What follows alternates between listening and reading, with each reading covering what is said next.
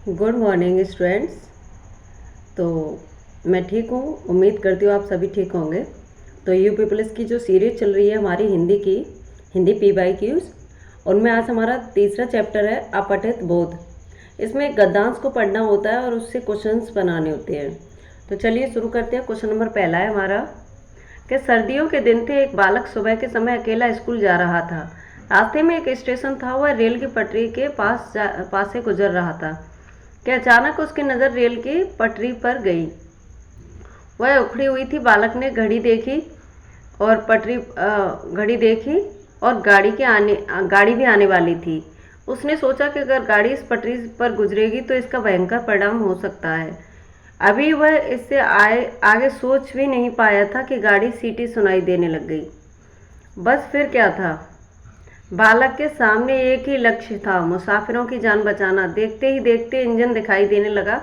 बालक कूदकर दोनों पटरियों के बीच खड़ा होकर अपनी कमीज हिलाने लगा। ड्राइवर की नज़र उस बालक पर पड़ गई और उसने ब्रेक लगा दी, लेकिन गाड़ी बिल्कुल बालक के पास आकर रुकी। ड्राइवर ने क्रोध में पूछा, क्या तुम्हें अपनी जान की कोई परवाह नहीं है? तो बालक परवाह नहीं है, गाड़ी क्यों रोकी? बालक ने रेल की उखड़ी हुई पटरी दिखाई और कहा, अगर मैं ऐसा न करता तो सैकड़ों लोगों की जान चली जाती। अब इससे क्वेश्चन बना है, बच्चे की कमी हिलाना व्यक्त करता है। किसे व्यक्त करता है? बच्चे की बेवकूफ़ी, सूझबूझ, शरारत या फिर असावधानी को। तो सिंपल सा क्वेश्चन है, यूपी पुलिस कांस्टेबल में आया है ये 2018 में सेकेंड टर्म में पूछा गया। तो अब आप लोग खुद समझदार हैं कि इसमें क्या है, सूझबूझ है बच्चे की। अगला क्वेश्चन देखते हैं, अगला क्या बना है इससे। अगला बना है, रेल ड्राइवर को क्रोध क्यों आया? तो गाड़ी लेट हो रही थी, या बच्चे की ज़िंदगी का सवाल था, या उसे अपनी नौकरी की चिंता थी, या ड्राइवर को अपनी जान खतरे में लगी थी। तो आंसर है इसका बी, बच्चे की ज़िंदगी का सवाल था। अगला देखते हैं, टूटी पटरी को देखकर ड्राइवर के मन में बच्चे के प्रति आया था, क्या आया था? क्रोध आया था, दुख आया था, निंदा आई थी, या शाबाशी देने का मन? तो आंसर सी, शाबाशी देने का मन हुआ ड्राइवर का। अगला क्वेश्चन देखते हैं, बच्चे ने घड़ी क्यों देखी? उसे घड़ी अच्छी लगती थी, या रेल के आने का समय हो रहा था, या घड़ी अपने दोस्तों को दिखाना चाहता था, या रोजाना घड़ी देखकर स्कूल जाता था? तो आंसर इज बी, रेल के आने का समय हो रहा था। अगला क्वेश्चन देखते हैं, अगला गद्यांश पढ़ लें एक बार। भारत ने स्वाधीनता प्राप्त करने के बाद अनेक क्षेत्रों में महत्वपूर्ण उपलब्धियां प्राप्त की।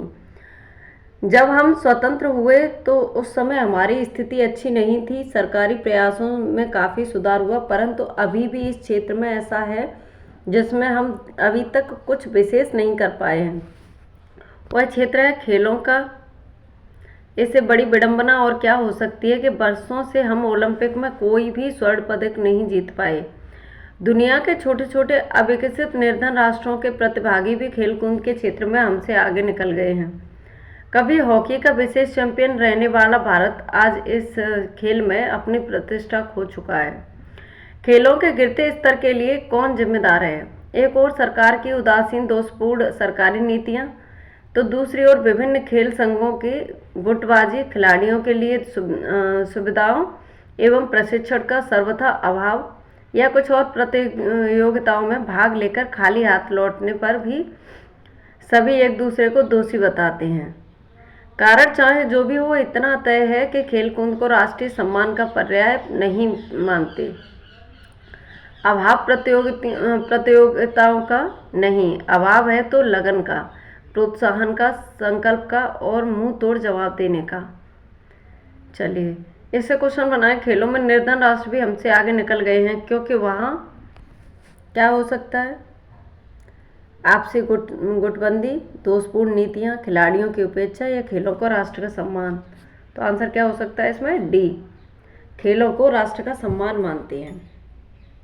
अगला क्वेश्चन है, गद्यांश का उपयुक्त शीर्षक हो सकता है। गद्यांश का उपयुक्त शीर्षक क्या हो सकता है? आपसी गुटबंदी, ओलंपिक पदक, खेलों का गिरता हुआ स्तर, या राष्ट्रीय प्रतियोगिताएं। तो आंसर है बी, खेलों का गिरता हुआ स्तर। अगला क्वेश्चन है, खेलों के गिरते स्तर का कारण नहीं है। तो दोषपूर्ण नीतियाँ, संघों की गुटबाजी, सुविधाओं का अभाव या खेलों के लिए राष्ट्रीय सम्मान। आंसर है इसका डी, खेलों के लिए राष्ट्रीय सम्मान। अगला क्वेश्चन है, खेलों पर नकारात्मक प्रभाव पड़ता है, किसका पड़ता है? आपसी गुटबंदी होने से।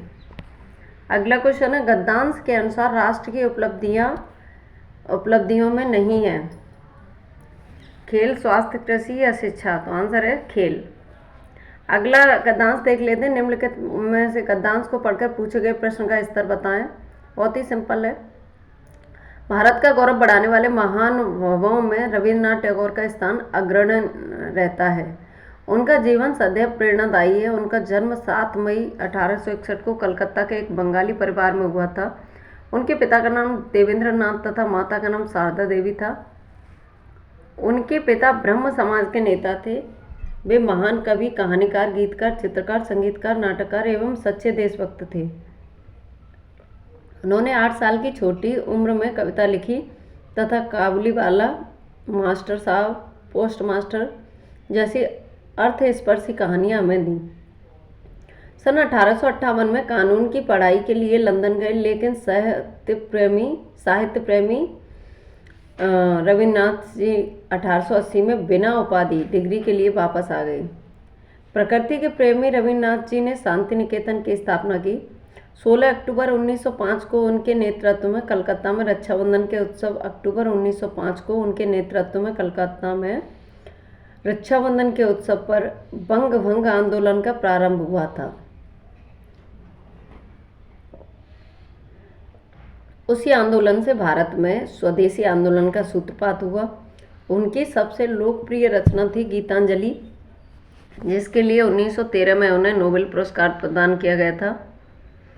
सन 1919 में जलियांवाला हत्याकांड की उन्होंने भरपूर निंदा की। उनका विरोध इतना तीव्र था कि उन्होंने नाइटहुड की उपाधि भी लौटा दी। भारत का राष्ट्रगान जन गण मन अधि एवं बांग्ला का राष्ट्रगान अमार सोनार बांग्ला, ये भी रविन्द्रनाथ टैगोर जी ने ही लिखे हैं। सर्वतोमुखी प्रतिभा रखने वाले रविन्द्रनाथ जी का निधन 7 अगस्त 1941 में कलकत्ता में हुआ। उनका जीवन सदैव पथ प्रदर्शक रहा है। अब उससे क्वेश्चन क्या बनेगा, रविन्द्रनाथ टैगोर को जन्म कब और कहाँ हुआ? 7 मई ढूंढ लो, तो 7 मई 1861 में हुआ। उनके पिता कहाँ हुआ था? कलकत्ता में हुआ था। उनके पिता कौन से समाज के नेता थे? तो ब्रह्म समाज के नेता थे। जनगण मन राष्ट्रगान की रचना किसने की? रविन्द्रनाथ टैगोर ने की। नाइटहुड की उपाधि रविन्द्रनाथ टैगोर ने क्यों लौटाई? जलियांवाला बाग हत्याकांड के विरोध में।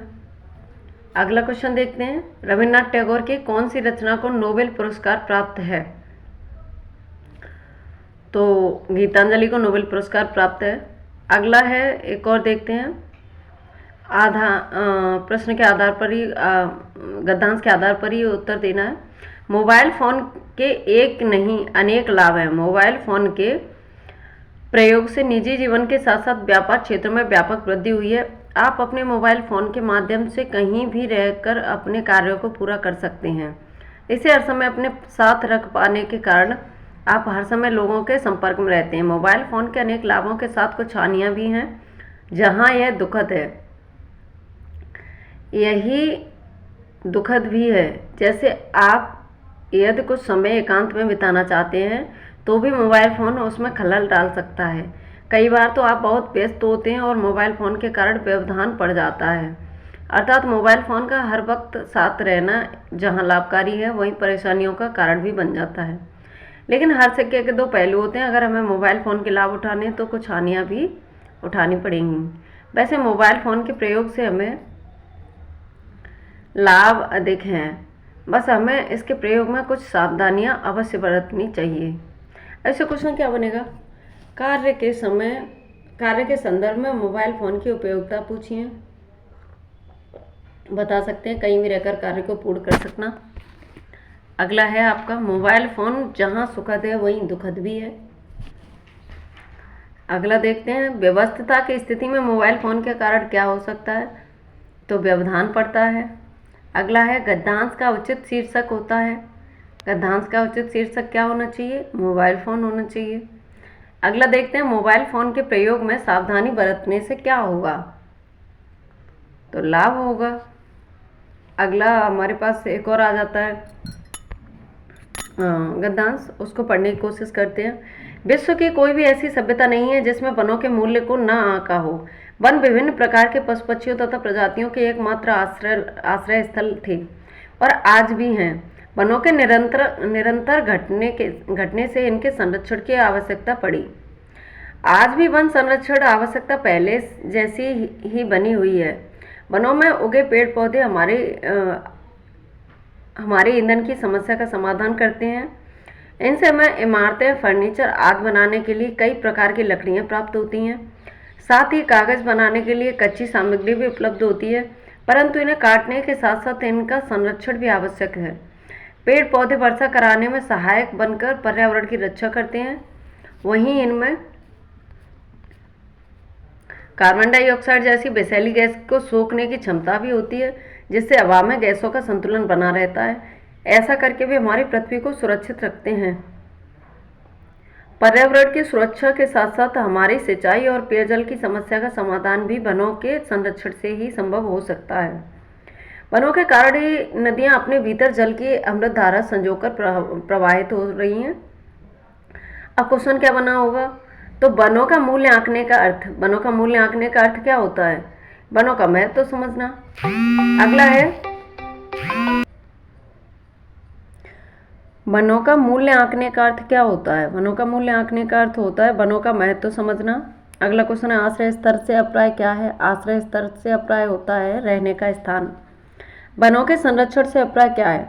तो आंसर इज डी, वनों को बचाना। अगला क्वेश्चन है, वन पर्यावरण की रक्षा किस प्रकार करते हैं? तो तेज हवाएं चलाकर या छाया देकर या फिर वर्षा कराने में सहायक बनकर। तो आंसर है वर्षा कराने में सहायक बनकर। अगला क्वेश्चन है, नदियों में जलधारा किसके कारण प्रवाहित हो रही है? तो नदियों में जो जलधारा वो किसके कारण प्रवाहित हो रही है? तो वनों के कारण हो रही है। अगला है, निर्देशित पंक्तियों के संबंध में उत्तर दीजिए। अति मलिन वृषभान कुमारी, अधमुख रहित उरद नहीं चितवत, ज्यों गत हारे थकित जुआरी, छूटे चिकुर बदन कुमिलानो, ज्यों नलिनी हिसकर की मारी। इसका चिकुर का अर्थ क्या हो सकता है? तो चिकुर का अर्थ होता है बाल। अगला क्वेश्चन, अंतिम रेखांकित पंक्ति में अलंकार क्या है? तो एक बार पंक्ति को देख लें। छूटे चिकुर बदन कुमिलानो, ज्यों नलिनी हिसकर की मारी। तो अब इसमें आ जाता है उपमा अलंकार, क्योंकि हम किसी भी चीज़ से तुलना करते हैं वहाँ उपमा अलंकार आ जाता है। उपयुक्त पंक्तियों में रस है, कौन सा रस है? विप्रलंब श्रृंगार, आंसर है सी। अगला क्वेश्चन देखते हैं, गथ से तात्पर्य क्या है? गथ से तात्पर्य होता है दाव। अगला है, वृषभान कुमारी से तात्पर्य राधे माँ। अगला देखते हैं, दिवसावसान का समय मेघमय आसमान से उतर रही है, वह संध्या सुंदरी परी सी धीरे धीरे धीरे। इसमें हमें अलंकार पूछा है, तो अलंकार कौन सा हो सकता है? मानवीकरण हो सकता है, क्योंकि किसी निर्जीव वस्तु की तुलना हम सजीव में करते हैं तो मानवीकरण होता है। अगला है, उपयुक्त पंक्तियों के रचयिता हैं, तो सूर्यकांत त्रिपाठी निराला इसके रचयिता हैं। अगला क्वेश्चन है, दिवसावसान का अर्थ होता है संध्या का समय। आगे देखते हैं, इसमें हमें तर्क संगत शब्दों का तर्क संगत वाक्यों को कंप्लीट करना है। तो अनंत जल राशि का भार, ये 38 तक है, 34 से लेकर 38 तक पढ़ते हैं। अनंत जल राशि का भार वहन करने वाली नदियाँ प्रभात से संध्या तक अनवरत रूप से एक स्थान से दूसरे स्थान तक, क्या हो सकता है इसमें? इसमें हो सकता है प्रवाहित होती रहती हैं या प्रवाहित होती रही हैं। तो प्रवाहित होती रहती हैं। अगला देखते हैं हम, केवल दूसरों के कल्याण के लिए वृक्ष स्वयं धूप सहन करते हैं, परंतु पथिकों को छाया तो प्रदान करते हैं, प्रदान करते रहे हैं तो प्रदान करते हैं। अगला देखते हैं, मेघ जल बरसा कर धरती को हरा भरा कर रहे हैं। तो मेघ हैं वो जल बरसा कर क्या कर रहे हैं?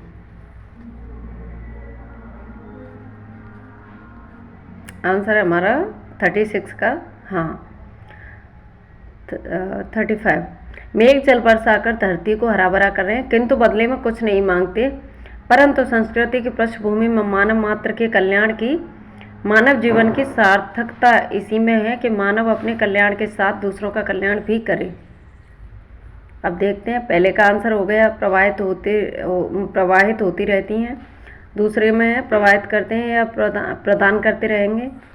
तीसरे में हो जाता है अन्न उगाते हैं। चौथे का देखते हैं भावना प्रवाहित होती है या भावना निहित है या भावना संश्लेषित है। तो आंसर है भावना निहित है। अगला देखते हैं विषय में भी सोचें या विषय में ही सोचें। तो आंसर है विषय में भी सोचें।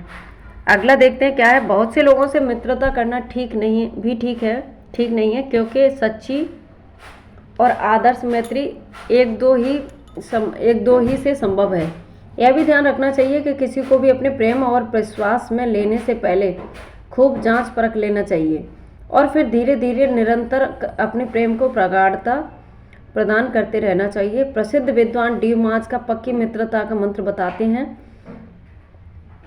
कि कहना है कि मनुष्य जो स्वयं करे उसे भूल जाए और उसका मित्र उसे याद रखे। मित्रता का यही आधार है कि मिलने पर मित्र का आदर करना, पीठ पीछे उसकी प्रशंसा करना तथा आवश्यकता के समय उसकी सहायता करना ही मित्रता का स्थायी रखने का मूल मंत्र है। अब अगला देखते हैं, गद्यांश का उपयुक्त शीर्षक चुनिए। तो गद्यांश का उपयुक्त शीर्षक क्या हो सकता है? सच्ची मित्रता, प्रशंसा का विलोम, निंदा। ड्यूमास से मित्रता का क्या मंत्र बताया ड्यूमास ने? तो ड्यूमास ने मित्रता का मंत्र बताया, आंसर इज डी, मित्र द्वारा की गई भलाई को सदैव याद रखना।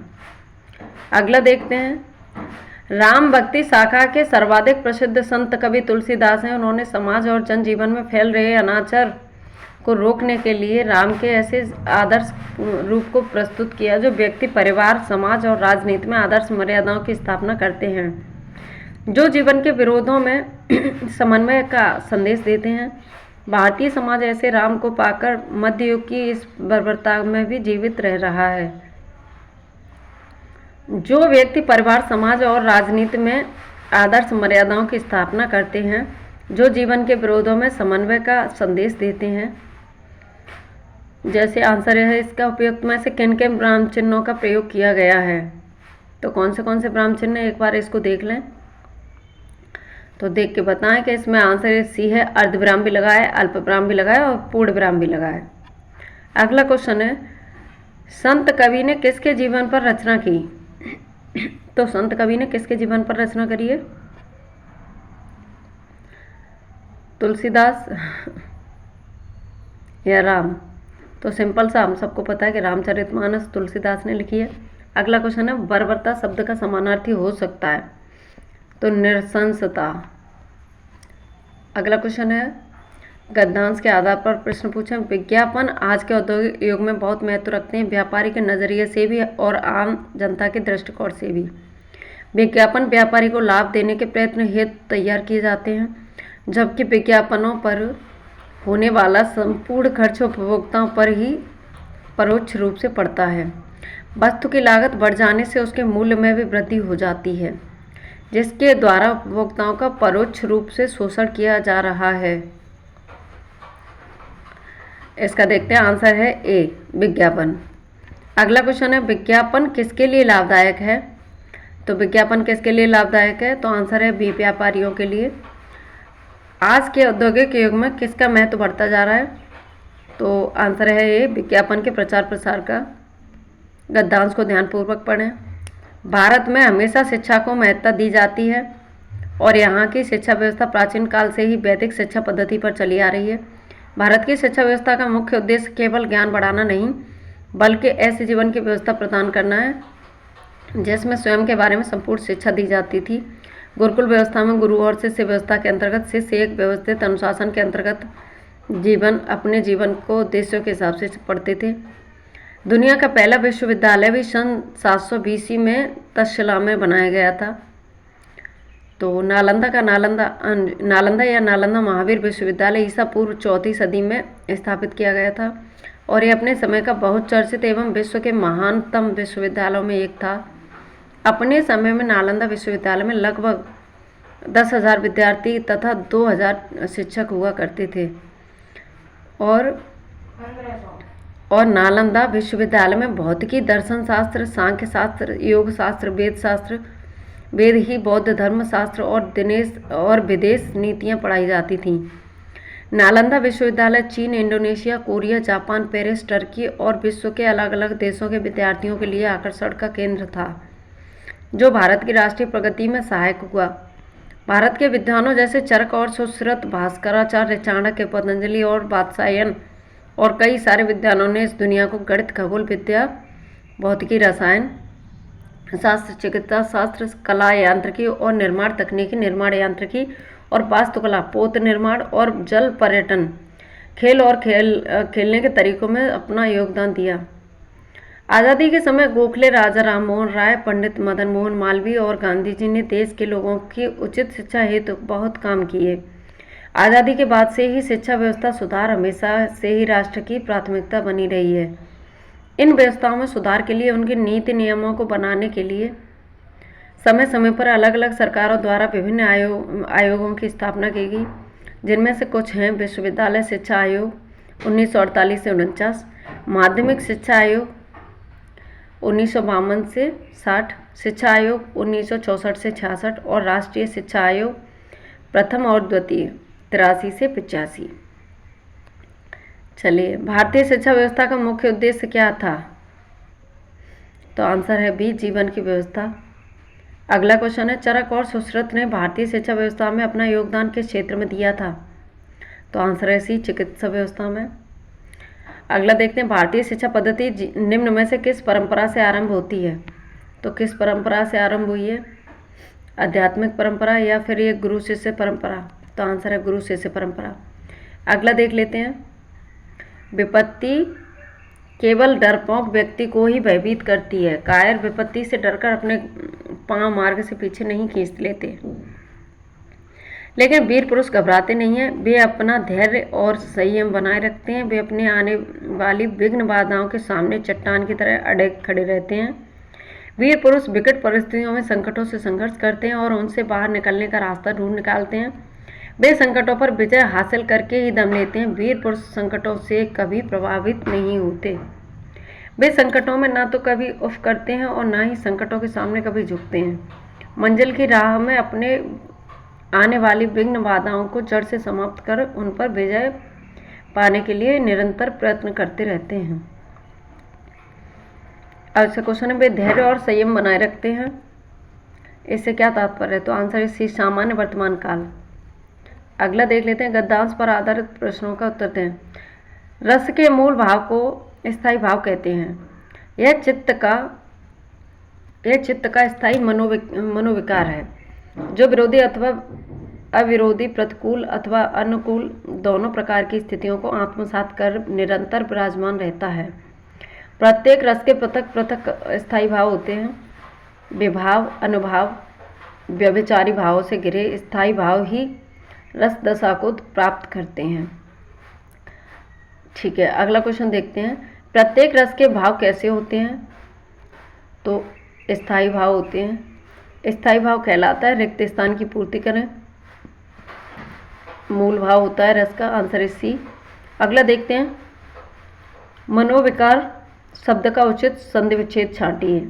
मनोविकार शब्द का जो उचित संधि विच्छेद है वो क्या हो सकता है? आंसर इज डी, मनः प्लस विकार। अगर देखते हैं संचारी भाव की संख्या। संचारी भाव कितने होते हैं? तो 33 होते हैं संचारी भाव, तो इसे याद रखें। संचारी भाव की संख्या कितनी होती है? 33। अगला देखते हैं, आज संसार में सभी किसी न किसी विडंबना से ग्रस्त हैं और जब लोग त्रस्त हों, पराजित हों या शोकग्रस्त हों, तभी उन्हें हमारी सहानुभूति, सहायता, प्रोत्साहन की जरूरत होती है। परेशानी से जूझते जूझते उनका आत्मविश्वास लड़खड़ा जाता है। उस समय उनकी खिल्ली उड़ाने या उनकी परेशानी का मजा लूटने का मोह हमें रोकना चाहिए। उन्हें सहारा देना चाहिए, उनकी हिम्मत बढ़ानी चाहिए। जो ऐसा करते हैं वे उनके हृदय में हमेशा के लिए स्थान प्राप्त कर लेते हैं, अपनी लोकप्रियता की परिधि विस्तृत करते हैं। दूसरों के सुख दुख में सच्चे अंतःकरण से दिलचस्पी लेना अच्छे संस्कार का लक्षण होता है। साथ ही व्यवहार कुशलता का भी है, जो लोगों को हमारी ओर आकर्षित करती है। हाँ, हम इसमें दिखावा, बनावटीपन और ऊपरी शिष्टाचार नहीं होना चाहिए। जो भावना सच्ची होती है, हृदय से निकलती है, वही हृदय को बांध भी सकती है। अगला क्वेश्चन देखते हैं, किसकी लोकप्रियता बढ़ती है? तो लोकप्रियता किसकी बढ़ेगी? तो आंसर है डी, जो त्रस्त लोगों को सहारा देते हैं, हिम्मत बढ़ाते हैं। अगला है, अच्छे संस्कार का क्या लक्षण है? तो अच्छे संस्कार का लक्षण होता है दूसरों के बुरे समय में तहे दिल से मदद करना। अगला है, गद्यांश का उपयुक्त शीर्षक हो सकता है। तो गद्यांश का जो उपयुक्त शीर्षक है वो क्या हो सकता है? आंसर है इसका डी, व्यवहार कुशलता। सूरदास और नंददास की काव्य रचनाओं की भाषा शैली कौन सी थी? तो सूरदास और नंददास की जो काव्य रचना है उनकी भाषा शैली कौन सी थी? तो आंसर है बी, ब्रज भाषा। अगला देखते हैं, नीचे दिए गए गद्यांश को ध्यानपूर्वक पढ़ें। तो सामाजिक एवं आर्थिक दुर्बलताओं को दूर करने के लिए, राजनीतिक अधिकार प्राप्त करने के लिए विज्ञापन का जितना प्रयोग हो रहा है उससे कहीं ज़्यादा अपने मालों की बिक्री के लिए हो रहा है। इसके द्वारा भावनात्मक दोहन बहुत मूर्तता के साथ, धूर्तता के साथ होता है। एक कंपनी दूसरे के बाजार को हड़पने के लिए विभिन्न तिकड़मों का सहारा लेती है। अंग प्रदर्शन को बढ़ाना विज्ञापन की अनैतिकता की पराकाष्ठा है। युवाओं पर इसका बहुत बुरा असर है। देश का भविष्य तिमिर लोक में गुम हो जाए, यह सोची समझी साजिश है। इस उपभोक्तावादी पूंजीवादी संस्कृति के नायाब तरीकों के विज्ञापन की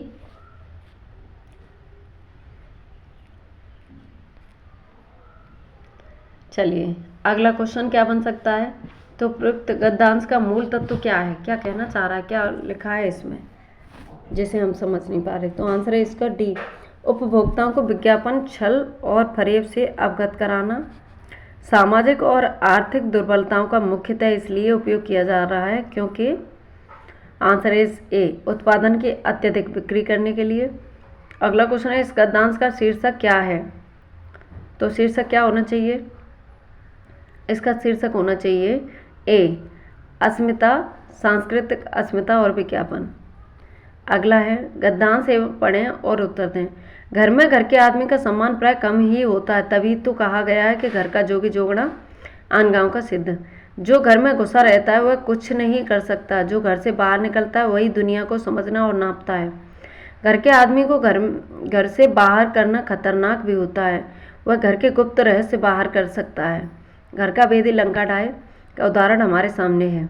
जाहे निकार्यो ते गेह ते कस न भेद कह दे, यही विभीषण ने रहस्य न बताया होता तो रावण का विनाश कठिन न होता। इसलिए घर बनाना और घर को निभाना भले आदमियों का आचरण माना जाता है। जो लोग घर की चुकाने के दाव में रहते हैं वे विश्वसनीय नहीं माने जाते। हर माता पिता संतान से यही अपेक्षा करते हैं कि वह अपने आचरणों से घर की लाज बनाए रखे, घर की प्रतिष्ठा बढ़ाएंगे, घर परिवार का नाम ऊंचा करेंगे। जिस घर का झंडा ऊंचा होता है उसका प्रभाव और सम्मान भी व्यापक होता है।